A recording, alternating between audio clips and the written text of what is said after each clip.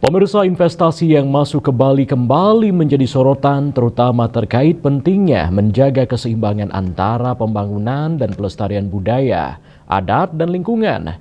Dalam kerangka tersebut, Majelis Desa Adat MDA Bali menekankan bahwa setiap investor wajib memahami dan menghormati kearifan lokal yang telah lama menjadi dasar pengelolaan ruang hidup masyarakat Bali.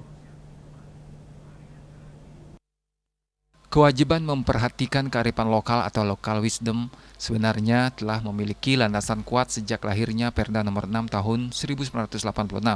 Aturan tersebut mengatur bahwa desa adat memiliki kewenangan atas wilayah mereka, termasuk kewajiban menjaga kelestarian alam melalui prinsip swadharma.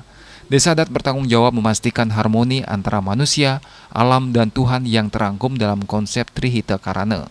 Dalam pelaksanaannya, desa adat memiliki peran penting untuk menentukan zona yang boleh maupun tidak boleh dibangun.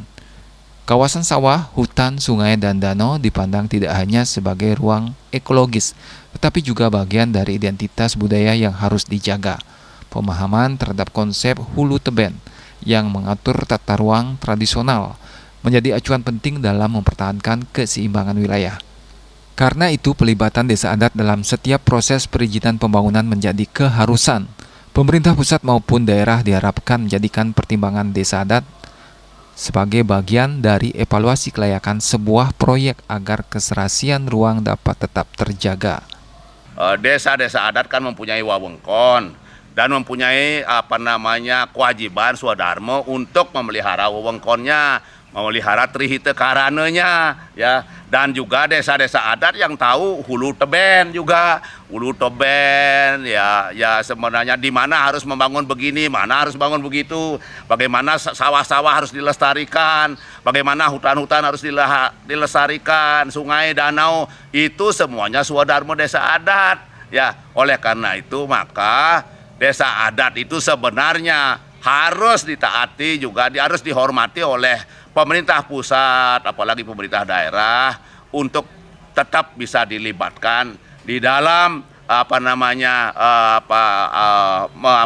proses perizinan, diminta pendapat apakah sebuah bangunan begini, sebuah bangunan begitu itu boleh dilaksanakan di desa adat. Kalau tidak, nanti mohon maaf, ini Bali bisa lama-lama bisa Sandiaga keliling Bali nanti seperti itu.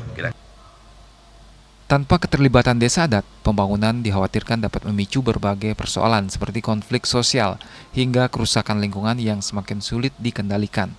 Bagi Bali yang bertumpu pada harmoni budaya dan alam, menjaga peran desa adat menjadi kunci untuk memastikan pembangunan tetap berkelanjutan. Yana, Bali TV.